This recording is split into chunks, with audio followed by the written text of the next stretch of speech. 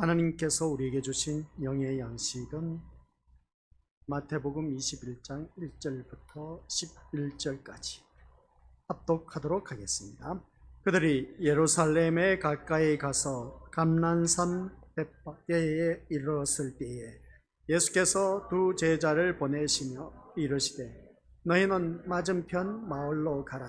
그리하면 곧 매인 나귀와 나귀 새끼가 함께 있는 것을 보리니 풀어 내게로 끌고 오라. 만일 누가 무슨 말을 하거든 주가 쓰시겠다 하라. 그리하면 즉시 보내리라 하시니 이는 선지자를 통하여 하신 말씀을 이루려 하심이라. 일렀으되 시온 딸에게 이르기를 내 왕이 내게 임하나니 그는 겸손하여 나귀 곧 멍에 매는 짐승의 새끼를 탔도다 하라 하였느니라. 제자들이 가서 예수께서 명하신 대로 하여 나귀와 나귀 새끼를 끌고 와서 자기들의 겉옷을 그 위에 얹으매 예수께서 그 위에 타시니 무리의 대다수는 그들의 겉옷을 길에 펴고 다른 이들은 나뭇가지를 베어 길에 펴고 앞에서 가고 뒤에서 따르는 무리가 소리 높여 이르되 호산나 다윗의 자손이여 찬송하리로다. 주의 이름으로 오시는 이여 가장 높은 곳에서 호산나 하더라. 예수께서 예루살렘에 들어가시니 온 성이 소동하여 이르되 이는 누구냐 하거늘 무리가 이르되 갈릴리 나사렛에서 나온 선지자 예수라 하니라. 아멘. 이 말씀은 하나님께서 하신 말씀을 통해서 주신 교훈의 제목 시작. 나귀 새끼와 예수님. 아버지 하나님, 오늘 또한 오전 시간 이어서 오후 이 시간에도 나귀 새끼와 예수님에 대해서 우리가 말씀을 듣고자 합니다. 듣는 귀가 열리게 하옵시고 우리가 살아가는 삶 속에서 이 세상 것을 구하는 것이 아닌 영원한 것을 구할 줄 아는 지혜로운 자가 오늘 이 자리에 나왔습니다. 세상 것 다 내려놓고 오늘 이 시간 하나님 앞에 온전히 드릴 때마다 놀라운 역사가, 기적의 역사가 일어나게 하옵시고 그 예수님이 이 땅에 오신 목적이 무엇인지, 우리가 어디에 관심을 두고 살아가야 할 것인지, 누구에게 또 마음을 두고 살아가야 될 것인지 말씀을 들으면서 다시 한 번 더 우리 자신을 돌이켜보게 하옵시고 오직 예수님만 바라보게 하옵소서. 예수님만 마음에 두게 하옵소서. 예수님만 관심을 두게 하옵소서. 오직 예수님만이 나의 목적이 되게 하옵소서. 예수님의 이름으로 기도드립니다. 아멘. 늘 말씀을 드리지만 우리 믿음의 식구들 모든 예배 시간마다 이 한 시간은 내가 세상 것을 포기하고 이 자리에 나왔다는 그 자체가 엄청난 축복의 자리고 특권의 자리다. 그래서 이 자리를 헛되게 보내지 마시고 보람되고 알차게 보내야 된다. 오늘 새벽 시간에도 그렇고 오전 시간에도 그렇고 첫 마디가 우리 다들 잘 알고 계신 것처럼 말씀을 들을 때에 성령의 감화 감동이 없으면 내 인생의 위기가 곧 도래할 것이다 라는 전조 증상이다 라는 말씀입니다. 그래서 말씀을 들으면서 내 마음에 감화 감동이 일어날 때는 그 위기를 극복할 수 있는 힘이 된다 그런 것을 꼭 기억하시고, 만약에 내 마음에 감화 감동이 없다면 빨리 내가 벗어난 그 길에서 돌이켜서 주님 안으로 들어오면 된다. 이걸 꼭 명심하시길 바랍니다. 그런 가운데 우리에게 주신 말씀이 나귀 새끼와 예수님이라는 제목으로 오전 시간 말씀을 들었습니다. 그 말씀을 바라보니까 어느 누구든지 주님이 나귀 새끼를 타고 오신다는 말씀은 구약의 선지자 스가랴를 통해서 예언된 말씀이었습니다. 그 예언된 말씀이 신약 예수 그리스도께서 오심으로 말미암아 그대로 이루어졌고, 그 말씀이 오늘 오전 시간 우리에게 주어졌을 때 이 단위에서 선포된 말씀과 우리 신년 대신방 예배 때 각 가정마다 주어진 그 말씀과 우리 믿음의 것들 그 말씀의 성취, 언약의 성취가 꼭 이루어진다라는 것이었습니다. 그래서 말씀이 꼭 이루어지기 때문에 우리 것들은 어느 누구를 막론하고 말씀의 길을 기울이고 그 말씀 따라 살아가는 길밖에 없다는 걸 꼭 명심하시길 바랍니다. 그래서 말씀 성취의 언약을 첫 번째 주제로 다루었고, 그 다음 두 번째는 예수님의 겸손이었습니다. 예수님의 겸손은 교회의 머리는 그리스도, 그의 몸을 이루고 있는 각 지체들이 바로 우리들이다. 라고 했을 때에 우리가 내 삶 속에서 섬김의 모습이 누가 뭐라 하지 않아도 자연스럽게 배어져 나와서 협력하고 도와주는 그런 모습이 바로 우리 예수님의 섬김의 모습이었고 겸손의 모습이었다는 걸 기억하시기 바랍니다. 그러면 예수님이 태어나신 곳이 있었습니다. 예수님이 태어나신 곳이 어디냐? 라고 했을 때 오늘 본문 속에서 예루살렘 입성하신 예수님을 바라봤을 때 모든 무리들이 호산나 다윗의 자손이여 하면서 외친 그 모습을 보게 됩니다. 그러면서 호산나 다윗의 자손이라고 하면서 외치면서 이는 다윗의 주의 이름으로 오시는 이여 가장 높은 곳에서 호산나 하더라 하는 것을 보게 됩니다. 이런 말을 듣다 보니까 옆에 있는 사람이 도대체 이 사람 누구냐? 그런 말씀을 중심으로 오늘 말씀을 듣고자 하는 겁니다. 그래서 세 번째 주제가 갈릴리 나사렛과 예수님에 대해서 오늘 말씀을 듣고자 하는 겁니다. 우리 각자 고향이 어디십니까? 한번 물어보시기 바랍니다. 고향이 어디세요? 우리 믿음의 식구들? 저는 경북 영양 사람입니다. 영남 사람인데 호남 지역에 와서 목회를 한다. 참 옛날 정치인들이 어떻습니까? 정치색을 드러내기 위해서 영호남을 구분하는 것을 보게 되고, 오늘날 정치인들 또한 바라봐도 영호남이 구분되는데, 그런데 그런 그 모습을 바라봤을 때 우리는 그런 것 따지지 마시고, 아시겠습니까? 영호남이 어디 있겠습니까? 대한민국에 있다는 그 자체만으로도 1%의 축복 속에 사는 우리들의 인생인데, 그것으로 감사하면서 각자의 삶 속에서 최선을 다해서 살면 되는 것입니다. 그런 가운데 최선을 다하면서 살되 우리 예수님이 우리의 주인이 되셔야 된다라는 사실을 꼭 명심하시길 바랍니다. 그래서 우리 예수님이 태어나신 곳이 갈릴리 나사렛이다. 그래서 예수님께서 나귀 새끼를 타고 예루살렘에 들어가시자 무리의 대다수가 겉옷을 펼쳐드리고 또 어떻습니까? 다른 이들은 나뭇가지를 베어서 길에 펼치는 것을 보게 됩니다. 그리고 앞에서 가고 뒤에서 따르는 무리가 소리 높여서 한결같이 시작! 호산나 다윗의 자손이여 찬송하리로다. 주의 이름으로 오시는 이여 가장 높은 곳에서 호산나라고 외치는 것을 보게 됩니다. 비록 나귀 새끼를 타셨지만 예루살렘으로 들어가는 것은 조용하지만은 않았다 하는 것을 보게 됩니다. 예루살렘 입성한 우리 예수님을 대환영하신 모습을 보게 된 것이죠. 많은 그 무리가 호산나를 외치면서 떠들썩했다라고 했습니다. 그러면 호산나가 무엇입니까? 호산나 다윗의 자손이여 찬송하리라. 주의 이름으로 오시는 이여 가장 높은 곳에서 호산나라고 했습니다. 호산나가 뭡니까? 네? 찬송하라는 것입니까? 호산나의 뜻이 뭡니까? 호산나. 호산나. 네. 우리를 구원하소서, 이제 구원하소서라는 그런 뜻입니다. 호산나가. 그래서 우리 믿음의 옷들 이제 구원하소서, 나를 구원하소서, 우리를 구원하소서라는 그런 뜻을 갖고 있습니다. 호산나. 우리가 이러한 것을 다윗이 아니죠. 예수님이 예루살렘 일성할 때 호산나 다윗의 자손이여 찬송하리로다 한 이 말씀 보면 우리를 구원하소서, 다윗의 자손이여 그렇게 말한 것을 보게 됩니다. 그러면 이 유대주의자들이 유대 이스라엘 백성들이 왜 우리를 구원하소서 다윗의 자손이여 했느냐 하면 이때 당시에 로마 정권에서 억압을 받고 있었습니다. 박해를 받고 있었습니다. 그래서 이스라엘 백성들은 여기서 벗어나고 싶었던 것을 보게 된 것이죠. 그래서 이들은 한결같이 그들이 원하는 정치적인 메시아, 그래서 예수님이 이 땅에 오심으로 말미암아 정치적인 메시아로 이 로마 정권을 탄압하고 여기서 이제 벗어나서 우리가 참된 자유함을 누릴 수 있도록 그렇게 해달라고 하는 것을 보게 됩니다. 그래서 이제 우리를 구원하소서 다윗의 자손이여 찬송하리로다. 주의 이름으로 오시는 이여 가장 높은 곳에서 호산나 우리를 구원하소서 라는 그런 말씀의 내용입니다. 그래서 이처럼 떠들썩한 입성으로 인해서 온 성이 소동하면서 하는 말이 이는 누구냐 도대체. 아니 예수님이 나귀 새끼를 타고 들어오는데 많은 무리들이 호산나 다윗의 자손이여 하면서 어떻습니까? 가장 높은 곳에서 호산나로 하니까 도대체 이 사람은 누구냐라고 하자 무리가 뭐라고 했습니까? 갈릴리 나사렛에서 나온 선지자 예수라고 말한 것을 보게 됩니다. 갈릴리 나사렛 예수. 그럼 여기서 말하고 있는 갈릴리 나사렛은 어떠한 곳이냐 하는 것입니다. 이 갈릴리 나사렛은 같이 읽어보죠. 시작. 유대 사회에서는 가장 낮고 비천한 사람들이 모여 사는 곳. 아시겠습니까? 유대 사회 가운데서도 가장 낮고 비천한 곳에 사는 그런 사람들이 모여 사는 곳. 빈민촌인 것이죠. 한마디로 표현해서. 우리 강남구 하면 우리 그것들 다들 잘 알고 있처럼 아주 부자 동네입니다. 부자 동네지만 그러나 환자 동네가 있습니다. 환자 동네 얼마 전에 불이 났지 않습니까? 그래서 그 동네가 어떻습니까? 참 안타까운 모습을 보게 됩니다. 아니 강남구 하면 강남구 안에 있는 모든 지역은 다 부잣집인 줄 알았는데 완전 극과 극을 달리고 있습니다. 그 극과 극을 달리고 있는데 그 동네가 불이 나버렸습니다. 세상에 얼마나 안타깝겠습니까?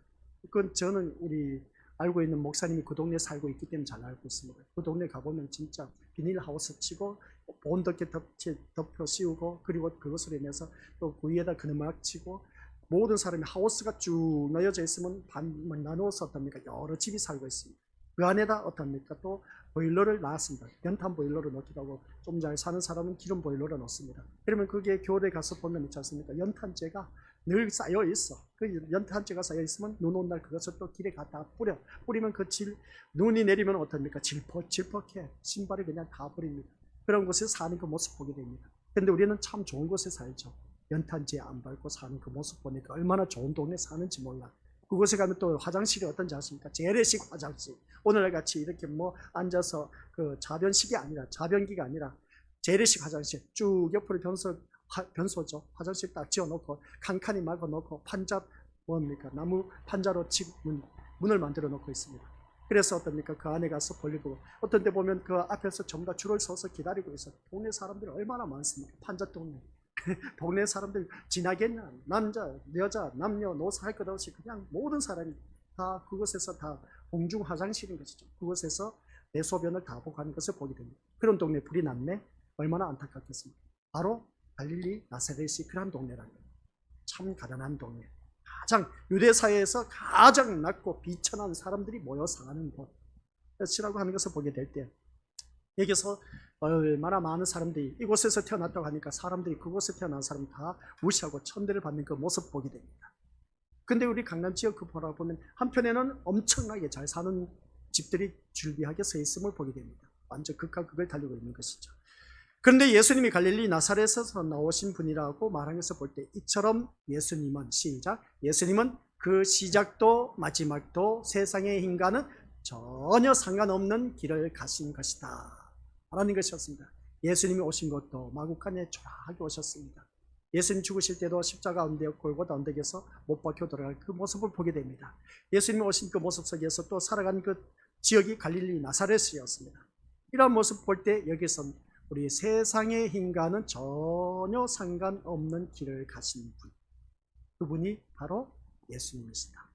우리 믿음의 식구들, 여기서 다시금 우리가 생각해 봐야 할 말이 있습니다. 말씀이 있습니다. 세상의 힘과는 전혀 상관없는 길을 가신 분이 예수님이시다. 그런데 오늘 우리는 세상의 힘과 결부되어서 살아가려고 하는 오늘 우리들의 모습을 보지 않습니까? 뭔가 세상의 힘을 얻어서 우리가 이 세상에 출세해 보겠다 라고 그렇게 우리가 다들 생각하고 있지 않습니까? 그런데 예수님은 그 가신 길이 태어날 때부터 마구간에 태어나고 자랄 때 갈릴리 나사렛 가장 유대사에서 비천하고 아주 어떻습니까? 낮고 천한 그런 동네에서 살았습니다. 그리고 가실 때는 십자가에 가장 악형을 받고 이 세상을 떠나갔습니다. 예수님의 그 가신 길 쭉 보면 세상의 힘과는 전혀 상관없는 길을 가신 분이 우리 예수 그리스도이시다. 오늘 본문 속에서 나사렛 예수라는 그 지역을 그 포커스를 두고 말씀하고 있는 것입니다. 우리가 믿는 예수님은 갈릴리 나사렛에서 나오신 바로 그분이라는 겁니다. 힘과 상관없는 분을 구세주로 우리가 믿고 있다는 것이죠. 참 바보 멍청이지. 안 그래요 우리 모습들? 그분이 그분이 가신 길이 바로 내가 가야 할 길임을 믿습니다. 이것이 믿음이라는 것이죠. 예수님이 가신 그 길, 세상의 그 힘과는 전혀 상관없는 길을 가신 예수님, 그 길을 가신 우리 믿음들, 그 길을 바로 내가 가야 한다는 겁니다. 그럴 바에는 내가 왜 교회를 다닐까? 다른 타 종교에서는 출세하고 싶어서 잘 먹고 잘 살기 위해서 우한 질고가 없고 형통한 삶을 누리기 위해서, 그래서 우리가 신을 믿는 것이지, 아니 기독교가 말하는 그 예수가 믿는 그 예수가 가신 그 길을 우리가 가야 한다니 내가 이 세상에서 그렇게 살 필요가 있나? 내가 뭐가 아쉬워? 돈도 있는데 재산도 있는데 남들보다 반듯한 직장도 있는데 고위 간직에도 있는데 뭐 아쉬울 것도 없는데 내가 왜 예수님이 가신 그 길을 가냐는 것이죠. 그래서 오늘 비밀이것을 부유한 사람에게는 예수님을 만나기가 참 힘들다. 부유한 사람은 천국에 들어가기가 힘들다. 이미 앞에서 우리가 다 다뤘습니다. 힘과는 상관없는 분을 구세주로 믿고 있는 오늘 우리 것들. 그래서 그분이 가신 길이 바로 내가 가야 할 길임을 잊지 마시고 이것이 바로 가는 그 길이 믿음의 길이다. 이걸 꼭 기억하시기 바랍니다. 그래서 우리가 믿는 믿음 했을 때 내가 뭔가 예수님을 믿음으로 말미암아 이 세상 잘 되고 형통하고 축복하고 건강히 강건함 속에서 잘 먹고 잘 살고 잘 누리고 모든 일들이 잘 될 줄 아는 그런 믿음 생활을 하고 있지 않습니까? 우리가 솔직히 말해서. 근데 그게 아니라는 것이죠. 믿음은 예수님이 가신 그 길을 걷는 것입니다. 세상과 전혀 상관없는 그 길을 가는 것이 믿음의 길인 거예요. 그러면 세상과 전혀 상관없는 그 길이 어떤 길이겠습니까? 천국과 상관 있는 길을 가야 되는 것이죠. 천국에 대한 소망을 갖고 가야 되는 겁니다. 그래서 우리가 원수들 살아가는 모든 삶 속에서 우리가 무엇을 먹을까 마실까 입을까 염려하지 말라라고 했습니다. 먼저 이 모든 것은 이방인들이 구하는 것이라고 하면서 너희는 먼저 그의 나라와 그의 의를 구하라고 했습니다. 하나님 나라를 구하는 그 길, 그 하나님 나라를 구하는 우리들은 천국에 대한 소망을 갖고 오늘 이 자리에 나오셔야 되고, 또한 우리 천국에 대한 가치관을 갖고 이 자리에 나와서 말씀을 드려야 되고, 그래서 또한 우리가 오직 예수님께만 마음을 두고 예수님께만 관심을 두고 이 자리에 나오셔야 된다는 것을 꼭 기억하시기 바랍니다. 그러면 예수님께만 관심을 두고 있다면 예수님의 말씀을 귀담아 듣고 예수님이 나에게 하신 말씀이 무엇인가 그것을 알고 그대로 실행 실천에 옮기자. 우리 것들 살면 얼마나 살겠습니까? 진짜 이 세상 모든 거 다 두고 갈 뿐입니다. 언제 내가 죽을지 모른다니까요. 이게 먼 나라 이웃 이야기가 아닙니다. 오늘 바로 나의 이야기입니다. 언제 죽을지 모릅니다. 우리 것들. 그래서 우리 서로 인사하시길 바랍니다. 언제 죽을지 모르니까 죽을 준비 잘합시다. 시작. 아니, 연로하신 분들은 이 말씀이 맞아 떨어질지 모릅니다. 근데 젊거나 어린아이들한테는 전혀 어울리지 않는 말이지만은 그러나 다른 건 순서가 없다는 걸 기억하시길 바랍니다. 그래서 예수님께서 힘을 우리 오늘 살아가면서 그럽니다. 같이 읽어보도록 하죠. 시작. 예수님에게서 힘을 기대한다면 우리는 예수님이 가신 길에 관심을 두기보다는 내가 가고 싶은 길만 생각하게 됩니다. 오늘 우리가 믿음 생활을 하면서 내가 가고 싶은 길을 하고자 하는 것이 아닙니다. 그러면서 우리가 믿음 생활을 한다고 하는 겁니다. 그거는 믿음과 전혀 다른 길을 갖고 있다라는 것이죠. 그래서 우리가 곰곰이 생각해 보면 그렇습니다. 저도 이 말씀을 준비하면서 이 생각해 보니까 내가 원하는 길을 가는 것이 그래도 인생 살맛이 나는데, 근데 여기서 말씀 준비하다 보니까 예수님 그 가신 그 길에 관심을 두기보다는 자꾸만 내가 믿음 생활하면서 목회 생활하면서 내가 앞으로 가야 할 길만 생각하고 있다니 이게 진짜 뭔가 잘못된 거예요. 이러한 것을 볼 때 이건 거짓 목자, 사꾼 목자구나 이런 것을 깨닫게 된 것이죠. 힘을 얻고 높아짐을 얻는 길을 생각하게 되는 것이 오늘날 세상의 모습인 겁니다. 이것이 인간에게 있는 채워지지 않는 욕망이란 것이죠. 그러다 보니까 자꾸만 이 세상 것을 향해서 우리가 관심을 두고 믿음 생활을 하고 있고 또한 믿음 생활을 열심을 내고 있는 것을 보게 됩니다. 내가 이 정도 모든 예배 다 참석하고 또 어느 누구보다도 헌신, 봉사, 충성하며 헌금도 많이 하고 하면 하나님께서 이 세상 내 모든 복을 다 채워주시겠지 하는 그런 욕망 누구든지 다들 갖고 있습니다. 그것은 우리것들 잘못된 신앙관, 기독교 안에서는 그것은 통하지 않는다. 이것은 세상 사람들과 똑같은 기복적인 신앙을 갖고 교회를 다니는 사람들, 이러한 신앙생활을 한 사람은 아무리 주여 주여 한들 우리 주님은 나중에 난 너를 도무지 알지 못하노라. 내가 주의 이름으로 선지자 노릇했습니다. 권능을 행했습니다. 귀신을 쫓아냈습니다. 했다 할지라도 주님은 난 널 모른다 라고 하는 것을 보게 됩니다. 그 사람은 어떤 사람? 내가 세상에 관심을 두고 있는 사람. 아시겠습니까? 자기 의를 드러내는 사람. 그러한 사람들은 주님 오신 그날은 난 너와 못 묻지, 너를 알 수 없으니 내게서 떠나가라 하면서 바깥 어두운 데 내던짐을 당한다. 그것은 곧 죽음을 말하는 하데스, 지옥을 말하는 것을 알 수가 있습니다. 우리는 그런 곳에 가서는 안 된다는 것이죠. 그래서 세상 욕망으로 채우기 위해서 오늘 오후 예배 시간에 또한 참석했다면 잘못된 신앙생활을 하고 있다는 걸 꼭 명심하시길 바랍니다. 그래서 하나님은 시작. 하나님은 왜 예수님을 힘없는 분으로 보내셨을까요? 왜 힘없는 분으로 보내셨냐는 것이죠. 아주 멋진 궁궐에서 태어나신 분 얼마나 좋았겠습니까? 우리 예수님 태어나신 그 모습은 초라한 마구간에서 태어났다는 겁니다. 그것도 여간방도 없었습니다. 참 예수님께서 이 태어나신 모습을 바라봤을 때, 그러면 이 말씀을 듣다 보면 그렇습니다. 왜 그러면 유다의 힘과 명망이 있는 가문을 택해서 보내지 않으시고 천한 목수의 아들로 보내셨느냐 라는 말씀입니다. 가문이 있는 집안에, 덕망이 있는 집안에, 명망이 있고 그런 집안에 예수님이 태어나게 하셨으면 얼마나 좋을까. 근데 그렇지 않았다는 것입니다. 천하디 천한 목수, 그때 직업으로서는 목수가 가장 천하디 천한 직업이라고 합니다. 그런데 우리는 뭡니까? 힘이 있어야 일을 할 수 있다고 생각하는 것을 다들 잘 알고 있습니다. 그렇죠. 힘이 있어야 일을 할 수 있지. 명망이 있는 가문을 배경으로 하고 학력과 지식과 실력이 있어야 원하는 일을 하고 많은 일을 이룰 수 있다고 생각하고 있습니다. 누구든지 이런 마음은 다 갖고 있는 것이죠. 그래서 유대인들이 영웅 같은 메시아를 기다린 것도 같은 이유인 겁니다. 유다를 해방하고 유다가 중심이 된 아주 강력한 나라를 이루기 위해서는 힘있는 영웅 같은 그런 존재가 등장해야 한다고 믿는 것이었던 것을 보게 된 것이죠. 힘이 없으면 아무것도 할 수 없다고 생각한 것을 바라보게 됩니다. 그래서 하지만 예수님은 인간의 기대와는 전혀 다르게 가장 낮은 자리에 가장 힘없는 분으로 오셨다는 사실, 참 희한하지 않습니까? 인간의 기대와는 다르게 가장 낮은 자리에 가장 힘없는 분으로 오셨습니다. 근데 유대주의 그 이스라엘 백성들에게서는 이 로마 정권에서 우리를 해방시켜 주실 분은 힘있고 그런 뭔가 있어 있는 높은 자리에 있는 그런 사람, 그래서 많은 무리들이 다른 그 모습을 바라보았을 때 분명히 이 사람은 위대한 사람이라고 생각했던 것을 보게 됩니다. 그런데 예수님은 인간의 기대와는 전혀 다르게 가장 낮은 자리, 가장 가난하고 비천한 동네에서 살았고 마지막 죽을 때도 가장 악형을 받은 십자가형을 받고 죽으셨다라는 사실, 이것을 바라보면 가장 힘없는 분으로 오셨고 가장 힘없는 그런 초라한 모습으로 가신 것을 알 수가 있습니다. 그리고 십자가에 죽는 길을 가시면서 우리의 구원을 이루신 그 모습을 보면 참 희한하지 않습니까? 가장 힘없는 분으로 오셔서 가장 초라한 곳에서 살면서 또 가장 힘없고 멸시천대받고 소외당한 사람들, 그런 자들을 늘 찾아가서 그들의 필요한 것을 채워주시고 섬기다가 가장 비참한 죽음으로 가신 그 길, 그러면서도 그 주님이 우리에게 구원을 주셨다는 겁니다. 참 뭔가 힘이 있고 명망이 있는 사람이 주위 사람들 그렇게 했다면은 그 사람 참 대단하다 한데, 근데 초라하고 그지없이 힘없는 자로 오셔서 어떻습니까?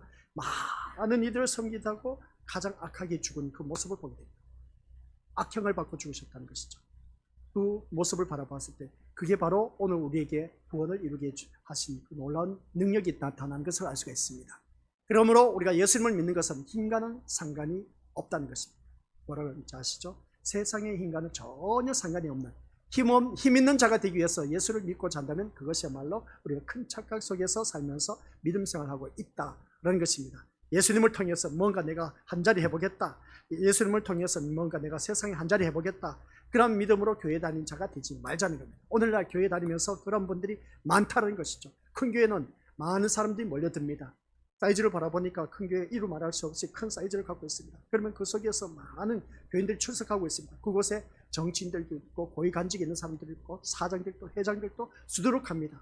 그런 사람들이 그 큰 교회 다니다 보니까 얼마나 본때나고 좋습니까? 그런 모습을 바라봤을 때 우리 이민의 모습들, 그래서 예수 믿어야 이렇게 축복받는다, 예수 믿어야 이렇게 출세한다, 예수 믿어야 이렇게 우리가 만사 형통하는 삶을 살 수가 있다, 에라 우리 이민의 모습들, 말짱 거짓말쟁이들 사기꾼 목자입니다. 그런 말 믿지 마시기 바랍니다. 아유 목사님 무슨 말씀이, 예수 믿어서 나 부자 됐다니까요.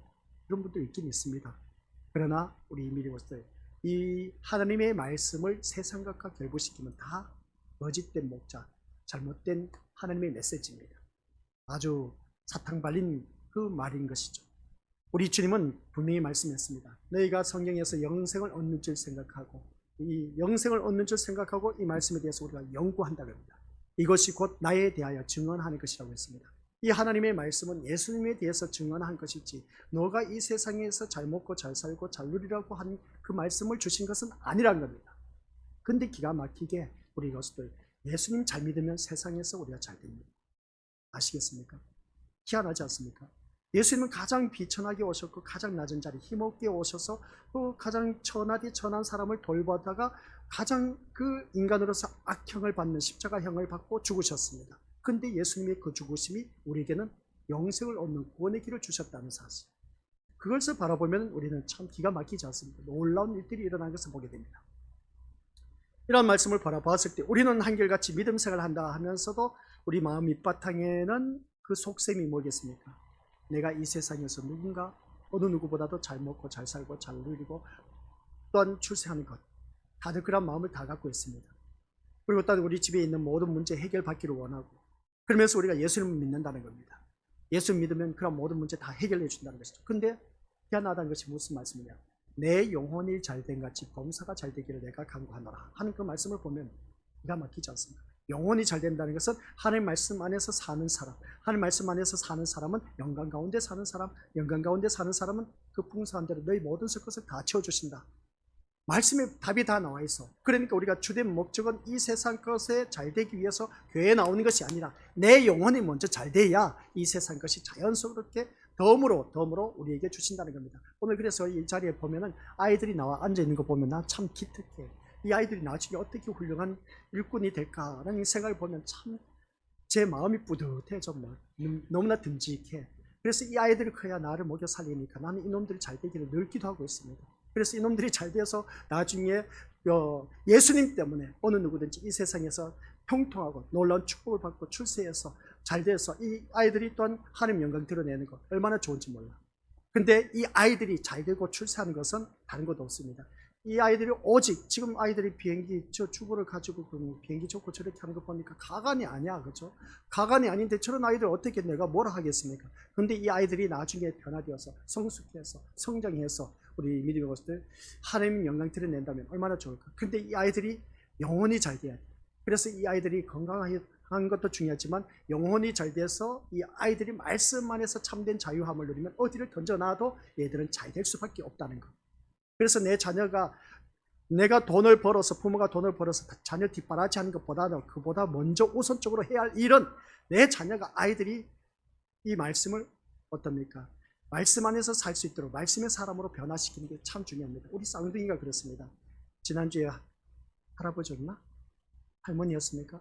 오늘 주일날 오후 예배를 드리지 못했어요. 목사님 오늘 와서 나한테 인사를 하는데 지난주 말씀이 뭐예요? 저한테 묻는 겁니다. 그럼 묻는 걸 왜 또 묻냐? 아니 지난주에 제가 못 나와서 그렇다니까요. 그래 가르쳐 달라는 거예요. 그래 가르쳐 달라는 미디어에 대해서 이제 말씀이 던져준 것을 보게 됩니다. 그래서 오직 미디어, 스마트폰, TV 이런 것을 통해서 우리가 그게 종로를 타면 안 된다. 우리는 오직 내 마음의 주인은 예수님이다. 예수님이 제일 우선적으로 우리가 생각해야 된다. 그 말씀이었어요. 그러면서 가더라고.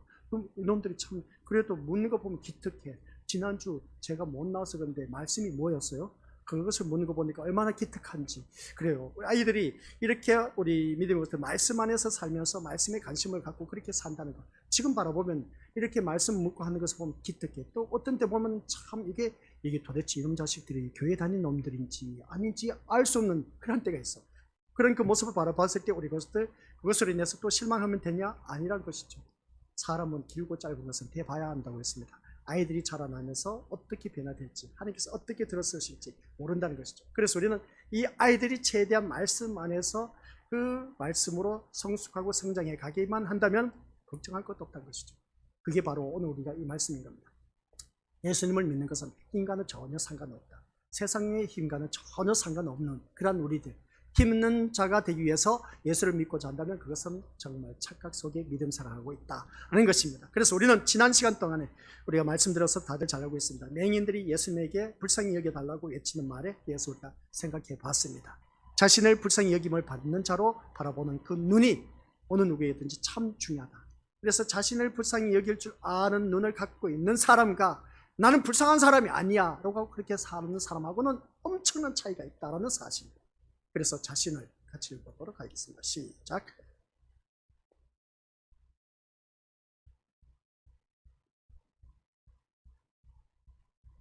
아시겠죠? 자신을 불쌍히 여겨달라 하는 사람은 세상에 관심을 갖지 않습니다. 왜 그러겠습니까? 난 불쌍히 여길 거 없어. 그러면 세상에 대해서 어떻습니까? 우리 민족들 모든 것을 다 갖고 있기 때문에 어느 누구든지 그것을 통해서 더 많은 것을 받아 누리려고 하는 것을 보게 되는데 내가 정말 주님 앞에 섰을 때 나를 불쌍히 여겨달라고 하는 이 맹인을 바라봤을 때는 세상의 것에 마음을 두지 않았습니다. 그래서 내가 너에게 무엇을 해주기를 원하느냐 앞에 성경 말씀 보니까 우리가 보기를 원하나이다. 당연한 말인 것이죠. 근데 그때 유대사회에 흐르는 그 저주가 뭐였다고요? 유대사회에서 흐르는 것은 맹인은 태어날 때부터 맹인은 하나님의 저주를 받은 자. 그러다 보니까 그 소리가 이 맹인들에게는 너무나 기가 따갑도록 들어왔고 마음판에 새겨진 겁니다. 그래서 이 저주에서 하나님의 저주에서 나를 풀어달라는 겁니다. 해방시켜달라는 것이죠. 자유를 달라는 겁니다. 그래서 이 맹인이 부르짖었던 이유가 나를 불쌍히 여겨달라고 했던 것을 보게 된 것이죠. 오늘 이 자리에 앉아 계신 우리 것들 그렇습니다. 내 힘으로 뭔가 하려고 하지만 안 되는 것들이 얼마나 많습니까? 그럴 때 우리 믿음의 것들 모든 것 다 내려놓고 주여 나를 불쌍히 여겨주소서. 제가 정말 아무것도 할 수 없습니다. 지금까지 내가 뭔가 해보려고 내 나름대로 발버둥 쳐봤지만은 되는 일이 없었습니다. 주님 저가 정말 뭐 어떻게 할 수가 없네요. 주님 나를 불쌍히 여겨 주옵소서 하고 주님 앞에 진짜 간절하게 이 두 맹인이 부르짖는 것처럼 나를 불쌍히 여기소서라고 그 마음이 이 간 쓸개까지 다 나올 수 있는 그런 고백, 그렇게 되었을 때에 우리 믿음의 것들 그 모든 문제가 해결받을 수가 있다는 사실입니다. 세상의 것이 아무리 많다고 해도 그것으로 불쌍함이 가려지지 않음을 우리가 알기 때문에 우리 믿음의 것들 어느 누구를 막론하고 나를 불쌍히 여겨달라, 이 말씀, 우리 믿음의 것들 우리가 마태복음 5장 7절 말씀이죠. 긍휼히 여기는 자는 긍휼히 여김을 받는다고 했습니다. 나를 불쌍히 여겨달라는 것입니다. 그러면 우리가 불쌍히 여김을 받게 되면은 하나님으로부터 불쌍히 여김을 받는 사람은 어느 누구든지 그 인생은 이제 탄탄대로입니다. 편 인생이라는 것이죠. 그래서 우리 고수들 더욱더 깨어 있으시길 바랍니다. 저는 이렇게 등 따시고 배부른 목회를 잘하고 있습니다. 얼마나 좋은지 몰라요. 그 이유가 뭐라고 했을 때 전 곰곰이 생각해 보니까 진짜 찌들어진 어떻습니까? 가난한 농사꾼의 아들이었고, 찢어지게 가난한 농사꾼의 아들이었고, 또한 어떻습니까? 이곳에서 자라다 보니까 유교 사상이 쩔어져 있습니다. 제사 지내는 유교 사상이 있는 그런 집안에서 태어났습니다. 그런 집안에서 태어났지만 기가 막히게 가족 식구들 가운데 하나님께서 나를 뽑아서 이 주의 길을 가게 하실 겁니다. 이 주의 길을 가게 하시는 그 모습 볼 때 이런 소리 저런 소리 별소리 다 들었습니다. 이놈 자식 이제 천시 가문에 씨를 파버린다. 뭐 파도 뭐 저는 그런 거 상관없었습니다. 그러니까 모습 그 소리를 들으면서 지금까지 목회를 해오면서 개척을 했습니다. 개척을 하다 보니까 누가 도와주는 사람이 있어야 말이죠. 도와주는 사람 또한 없었습니다. 그러나 오직 하나님만 바라보고 했습니다. 했는데도 불구하고 결과가 크게 저는 넌 주의 부름을 받았으니까 목회를 하면 금방 부흥될 줄 알았어. 아유야, 5년 동안 개척을 했는데 왜 그렇게 성도는 안 오는지 몰라. 그렇다고 해서 제가 게으름을 피웠습니까? 아니요. 저는 눈 뜨자마자 아침 먹고 나서 어떻습니까? 계속해서 새벽 예배 한결같이 드리고, 딴 사람이 있거나 없거나 수요, 금요, 기도에 다 하고 새벽 예배 다 철저하게 드리고 주일날 온전 다 예배 드리고 다 했습니다. 그러면서 모든 시간은 어떻습니까? 말씀 묵상하고 설교 준비하는 시간, 그리고 딴 나가서 전도하는 것밖에 없었습니다.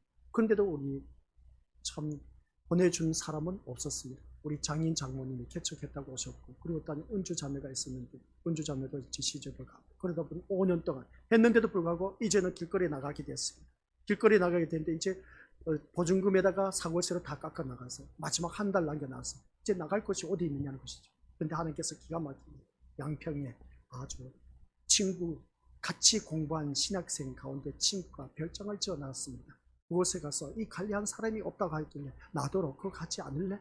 난 갈 곳이 없었는데 얼마나 좋은지 그냥 거기 가서 마음껏 있다가 어떻습니까? 거기 가서 1년도 못 채웠습니다. 여기서 이제 또 청빙을 받아서 오늘 이 교회에 왔습니다. 제가 그런 그 모습을 바라볼 때, 그러면서 하나님께서 그때부터 또 이제 목회를 하면서 어떻습니까? 아주 편하게 하신 그 모습 보게 됩니다. 제가 왜 이 말씀을 드리냐 했을 때에 세상 것 바라봤으면 저는 이 자리에 있을 수가 없어요. 세상 것 바라보면. 근데 제가 개척을 했을 때는 그렇습니다. 나는 하나님의 부름을 받은 종이었기 때문에 난 오직 하나님만 바라봤던 것이죠. 그래서 하나님께서는 저에게 대해서 책임져 주실 것을 믿고 개척을 했습니다. 5년 동안. 그래서 우리 마지막 1년을 남겨놨을 때 우리 집사람 사모가 말한 겁니다. 진짜 당신 하나님의 부름을 받은 종이냐? 그렇게 말을 했습니다. 그래, 나는 이 길을 가야 된다. 나 하나님 부름을 받았기 때문에 죽어도 나 이 길을 가야 된다. 나 죽었다 깨어나도 나 세상에 나가서 돈 벌 수가 없다. 그럼 좋다. 그럼 나도 같이 굶어 죽겠다 하면서 어떻습니까? 같이 1년을 참았습니다. 참았는데 별장에 가서 그동안 5년 동안 수고했던 걸 그 별장에서 10개월 동안 생활하면서 마음껏 누리게 해주었습니다. 그렇다고 해서 제가 그 별장에서 가만히 있었습니까? 또 개척을 했습니다. 별장에서 십자가 마당에 세워놓고 그곳에서 또 예배를 드렸습니다. 예배를 드리면서 또 있다가 오늘 여기까지 왔다는 것이죠. 그런 그 모습을 바라봤을 때 제가 이 말씀을 들은 이유는 어떤 어려움이 있어도 세상과 타협하지 말라는, 아셨죠? 어떤 어려움이 있어도 세상과 타협하지 마시라. 세상과 타협하면 그것을 인해서 끝장나는 거예요. 오늘날 목회자들 바라보면 있지 않습니까? 신학생들 보면 난 가감이 아니야. 이렇게 말하면 아유 또 꼰대라고 이야기합니다. 꼰대라고 이야기해. 나 같은 내가 말이야 과거에 그러면 꼰대 이야기하는데, 요즘 신학생들 바라보니까 너무나 배부른 목회를 하고 있습니다. 부교역자, 전도사 생활하는데 사례비가 얼마나 많은지 몰라요. 그런 모습, 큰 교회 가면 더 많은 것이죠. 아무튼 우리 미디어들 이 하나님의 부름을 받았다는 자체가 참 귀중한 소명의식이 있어야 되고 사명의식에 어느 누구보다도 투철을 해야 된다는 것 또다시 한번 깨닫게 되는데, 제가 우리 것들에게 전하고 싶은 말씀은 다른 것 없습니다. 나를 불쌍히 여겨달라는 것이죠. 제가 주님 앞에 진짜 처절하게 불쌍히 여겨달라고 하는 것은 뭐냐 했을 때, 우리 새끼 낳았는데 이놈 자식들 먹여 분유값이 없었습니다. 그래서 가전제품 다 팔았습니다. 다 팔아서 어떻습니까? 먹여 살린 것이죠. 먹여 살린 게 그게 잘못된 생각이었어요. 그것도 팔지 말았어야 돼. 안 팔았으면 그게 있었을 텐데. 또 가장 귀하게 아꼈던 카메라가 있었는데 이놈 도둑놈들이 어쩜 그걸 잘 알고 왔는지 그 카메라를 또 훔쳐 가버렸네. 또 그것뿐만이 아닙니다. 돼지 저금통까지는 또 어떤 탈탈 털어서 100원짜리만 남겨놓고 500원짜리는 다 가져가 버렸네. 참 나온. 그것도 우리 건물이 3층이었습니다. 3층 전 뭡니까 그 사골세로 내면서 살았는데 그 어떻게 기가 막히게 창문을 타고 들어왔는지. 아이고야. 그런 모습 보면 참 그때에 이게 손 내밀 때가 있어야 말이죠. 이 분유값은 있어야 되는데, 그래서 모든 가전제품 다 파는데 그 이튿날 새벽에 때 은주 자매가 목사님 이거 필요한 데 쓰지 감사원금을 주시더라고요. 그래서 하룻밤만 참았으면 이것보다 더 큰 역사가 일어났을 텐데 그 하루 오후죠. 그냥 하루도 아니야. 오전에 그랬고 걱정하지 마다 오후에 그냥 가전제품을 가지고 가서 그때에 어떻습니까? 파는 데 있지 않습니까? 가전제품 싸게 파는 데 있지 않습니까? 그걸 갖다 팔았습니다. 그런 그 모습을 볼 때 진짜 그것만 참았으면 하나님께서 더 큰 것을 주실 수가 있었을 텐데 하나님 안타까움. 그래서 우리 미래였을 때 제가 말씀드리고 싶은 것은 끝까지 참으면서 죽으면 죽으리라. 나를 불쌍히 여겨달라면서 끝까지 참아보시기 바랍니다. 막다른 골목까지 가는 그 믿음이 참 중요한 겁니다. 아셨죠? 그 믿음의 진가를 발휘하면 이 세상 것 걱정하지 말라는 것이죠. 그래서 저는 지금 목회 생활하면서 우리 것들 세상 부를 것 없이 마음 놓고 그냥 목회를 하고 있습니다. 그렇다고 해서 제가 근무태만 하냐 직무유기하느냐 그렇지 않습니다. 웬만하면 제가 새벽 예배 다 드리고 모든 예배 새벽 예배 또한 우리 것들 그런 그 말씀 준비하는데 게으름 피울 수가 없습니다.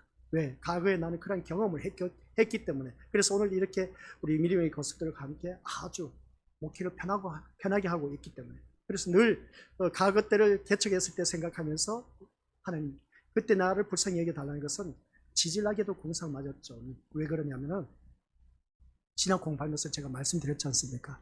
걔네들 바라보면은 진짜 하는 것도 없어요. 그놈들 바라보면은 지가 부모 잘 만나서 그놈들 바라보면은 목사, 장로, 권사, 집사 아들이 와서 공부를 한 겁니다. 나는 믿지 않으면 그 유교 집안에 우상단지 아들이 이 신학 공부를 하니까 잼이 되냐 말인 것이죠. 비교가 안 돼. 비교가 안 되다 보니까 저는 이 학교에서 채플 시간 그리고 학교에서 그 예배 드리는 그 모든 것이 뭡니까? 그 새벽 예배 끝나고 나면 이 친구들은 어떤 그 기숙사 가서 다 자네? 저는 그 시간 잠잘 수가 없었어요. 기숙 시간에 잠잘 시간 없고 어떻습니까? 그 채플간에 앉아서 말씀 펼쳤어. 말씀 펼쳐놓고 어떻습니까? 계속해서 말씀 보고 또 말씀 봤습니다.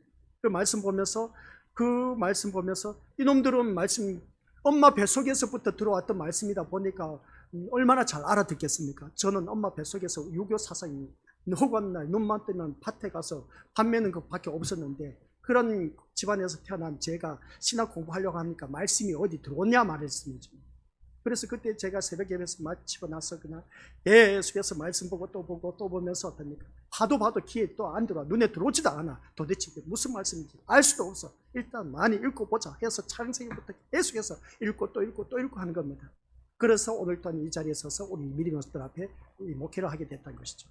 참 불쌍하지 않습니까? 어떻게 보면 이 목사, 권사, 장로 집안의 아들들은 어떻습니까?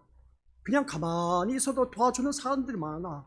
아는 장로님이다 하면서 지사님이다 하면서 권사님이다 하면서 용돈을 찔러 넣어주는데 나 같은 사람은 아는 사람이 있어야지.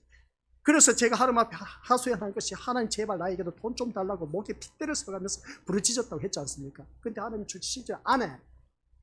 주시면 얼마나 좋았습니까? 그러면 하나님 할렐루야 하면서 하나님 내가 진짜 내 목숨 내놓고 하나님 위해서 살겠습니다 고백했을 겁니다. 근데 하나님 주시지도 않아.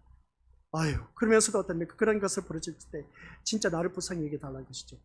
하나님 진짜 나 배고프니까 진짜 먹을 것을 좀 달라고.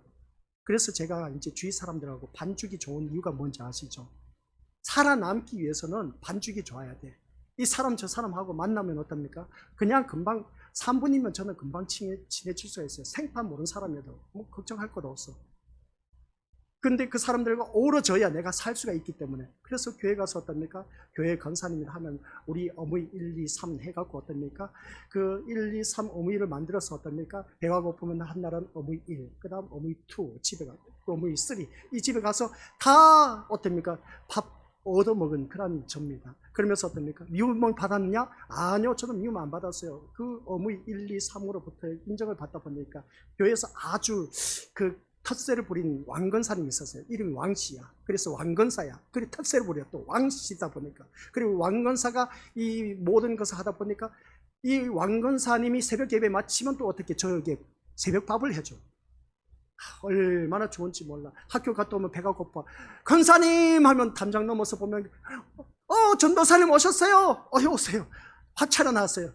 얼마나 좋은지 몰라. 그러니까 우리 미래고스때 살다 보니까 저는 사람하고 반죽이 잘 되다 보니까 그래도 사는 거 먹고 사는 문제는 해결됐습니다.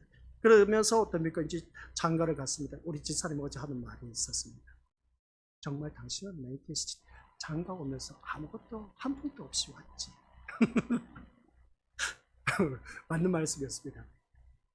그 홍은동 그 회관이 있습니다. 홍은동 무슨 구였죠? 회관이 아주 큰 회관에서 결혼식을 했기 때문에 나한테 장가 올 때 당신은 한 푼도 안 갖고 왔지. 그렇게 말하겁니다. 그럼 제가 뭐라고 하겠습니까? 한 푼도 없었으니 한 푼도 안 갖고 왔던 것을 보게 됩니다. 새삼스럽게 교회 또 그걸 묻는지 몰라. 그걸 참 나를 불쌍히 여겨주소서 하는 말이 저절로 나올 수밖에 없어.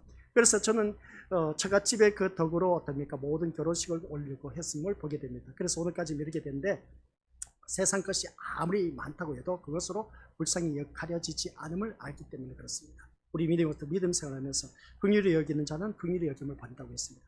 하나님께서 나를 불쌍히 여기시다 보니까 그런 가정을 다 겪고 해서 목회를 하다 보니까 지금은 아쉬울 것 없이 제가 목회를 하고 있다는 겁니다. 우리 믿음의 식구들께서도 내 마음 중심에서 나를 불쌍히 여기소서라는 그 간절함이 마음에서 우러나오면 진짜 우리 믿음의 식구들 그 말씀이 있지 않습니까? 미어터진다는 단어 다들 알고 계시죠? 그 미어터진다는 그 용어가 언제 나오냐면은 자녀가 아플 때 내가 대신 아파줬으면 좋겠다.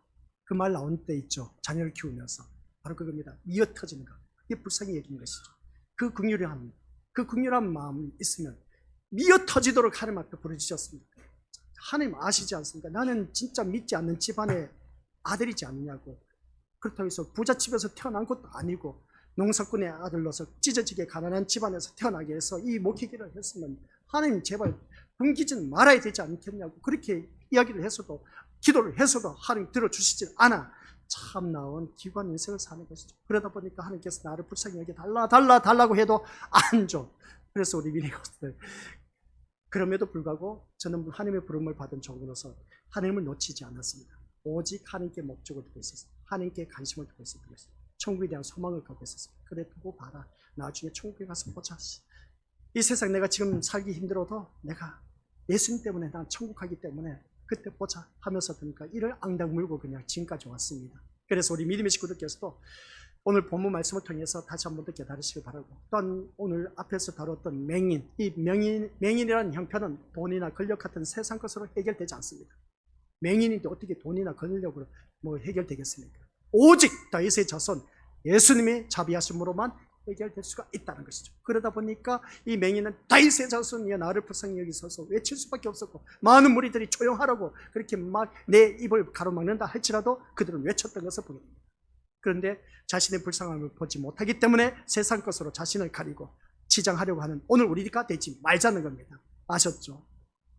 그것을 자기 구원으로 삼는 것을 보게 됩니다. 자기 구원 삼아봤자 소용없습니다. 예수님이 나를 구원해 주셔야 우리가 구원의 반열에 이를 수가 있는 것이죠. 그래서 인간의 불쌍함은 저주 아래에 있는 현실이라는 것이죠. 뭐라고요? 인간의 불쌍함은 저주 아래에 있는 현실입니다. 나를 불쌍히 여겨달라는 것, 저주 아래에 있는 현실입니다. 진짜 나는 불쌍히 여긴 사람이었어요. 그러다 보니까 제가 우리 것들 또 다시 제 감정 이야기 나와서 죄송하지만 용돈도 안 주네. 돈 좀 달라. 먹을 것도 달라. 먹을 것도 안 주네. 이제 돈을 벌어야 되지 않습니까? 돈을 벌어야 먹고 부엉이 포도청인지라. 그래서 돈을 벌기 위해서 내가 알바도 했습니다. 알바를 하면서 서울에서 킥 서비스 오토바이 타고 얼마나 제가 그래서 스피드를 즐깁니다. 오토바이. 그래서 우리 집사람 2번 다시 오토바이 못하게 하는 것이죠. 우리 것들 모르신 분은 모를 겁니다. 제가 얼굴이 참 깔끔하게 잘생겼습니다. 그리고 팔에도 쇠가 안 박혔어요. 얼마나 깨끗한지 몰라요. 그리고 이 몸이 깨끗했는데 여기 상처가 있는 것이 바로 수술을 했기 때문이었습니다. 우리 파편이 이 안에 다 입안까지 통과되고 다 갈기갈기 찢어진 것을 깨매서 이렇게 만들어 놓은 이 주변입니다. 그렇기 때문에 우리 믿음으로서 이런 말씀을 듣다 보면 그러지 않습니까? 참 불쌍하지 않습니까? 배가 고파서 구걸 행세도 해야 되고 돈이 없어서 내가 벌어야 되고, 근데 이 장로, 권사, 목사 집안 새끼들은 어떻습니까? 그저 옆에서 돈 찔러주고 학교도 재밌게 다니고, 근데 지금 보니까 목회하는 애들 별로 없더라고요.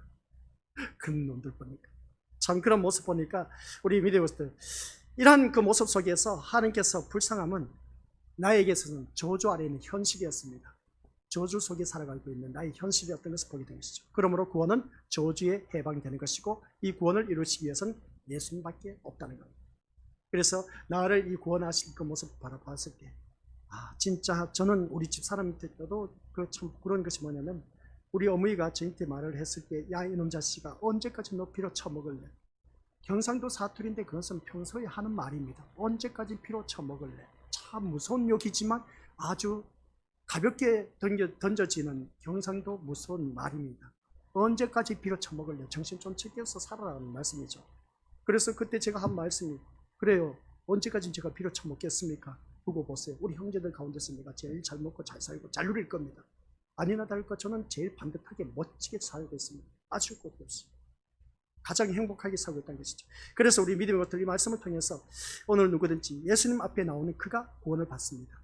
예수님만이 나를 구원해 주실 수가 있다는 것이죠. 나를 이 불쌍히 여긴 사람, 세상 사람들 나를 도와줄 수가 없습니다.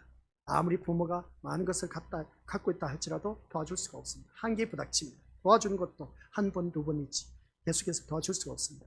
나를 도와주시고 나의 등 뒤에서 나를 도와주시는 분이 바로 오직 예수님밖에 없다는 것이죠. 그래서 그 예수님은 어떻습니까? 나귀 새끼를 타신 낮은 길을 가신 분이기 때문에 낮아지지 않으면 예수님을 만날 수가 없다. 아시겠습니까? 낮아져야 예수님을 만날 수 있어요.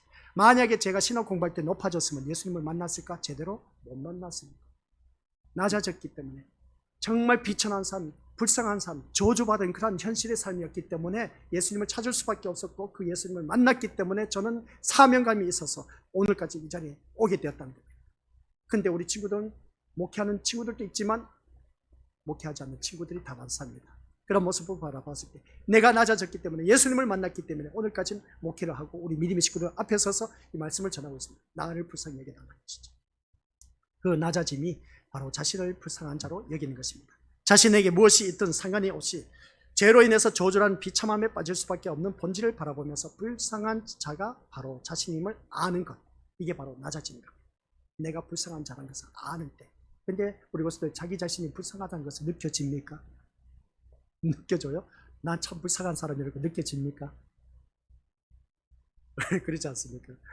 비교하면 안 된다고 했지 않습니까? 어느 집 남편아, 어느 집 아내나, 어느 집 누구는 부모 잘 만나서, 어느 누구는 자녀 잘 둬서. 근데 나는 뭐지? 아휴, 남편이라고 시집하니, 아휴, 아내라고 참 믿고 살아왔는데 부모 볼 것도 없고 자녀 사방이 다 막혀있네. 참 불쌍하지 않습니까? 그죠? 비교했을 때 바라보면 참 불쌍한 존재. 근데 우리 믿음들, 나에게 누구만 계시면, 예수님만 계시면 저같이 이렇게 목회 참 재밌게 한다니까요. 잘 살 수가 있어요. 그러니까 잘 살기 위해서 예수 믿는 게 아니라, 예수님이 나를 불쌍히 여김을 받았을 때, 내가 하나님으로부터 불쌍히 여김을 받으면, 긍휼히 여김을 받으면 내 인생은 그때부터 펴진다는 것입니다. 근데 그 과정이 있습니다. 과정, 고통의 시간이 있습니다. 어느 누구든지 면제받을 수 없는 고난의 수업은 받아야 됩니다. 아셨죠? 그걸 통과하고 나면은 진짜 남는 것은 예수님밖에 없어야 됩니다. 그러면 그 인생은 그때부터 탄탄대로가 됩니다. 걱정할 것 없이 살아갈 수밖에 없습니다. 아시겠습니까? 그래서 오늘 우리 것들 걱정하지 마시고 오직 나에게 누구만 계시면 된다. 아버지 하나님 감사드립니다. 오직 나에게 있는 것은 예수님밖에 없다고 고백했습니다. 그 예수님만 바라보게 하옵소서. 예수님의 이름으로 기도드립니다. 아멘.